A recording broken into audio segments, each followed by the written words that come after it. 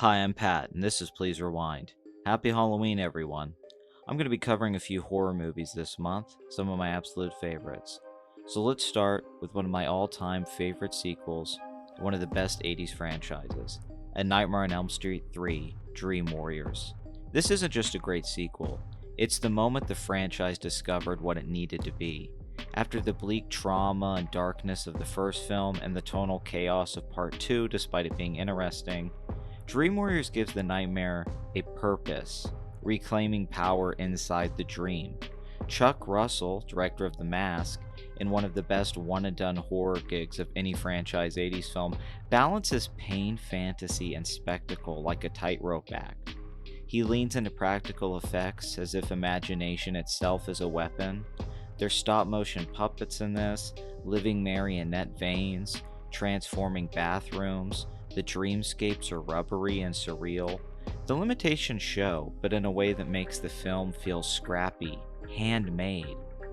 The seams somehow make the nightmare all the more real. And underneath the spectacle is a surprisingly bruised heart. This is a story about institutionalized trauma. These kids are dismissed, they're unheard, and literally haunted by the violence that no adult wants to face. Nancy returns, and in doing so, it does something very interesting and rare in horror films: an intergenerational survival tale. Healing becomes collaborative. The dream powers aren't gimmicks, they're metaphors for damaged kids imagining themselves as something stronger than their pain. At the same time, though, the franchise finds its signature rhythm. Freddy becomes more theatrical in this movie, a showman villain. The casting, Patricia Arquette's in this movie, Lawrence Fishburne's in this movie. It grounds it all with sincerity. Freddy cracks jokes, but it still always has tension and stakes. Dream Warriors is shockingly a gritty 80s film. I remember it being more stylistic, but it's never cynical, it's earnest. It swings big with the budget it has, and its underdog energy is exactly why it works.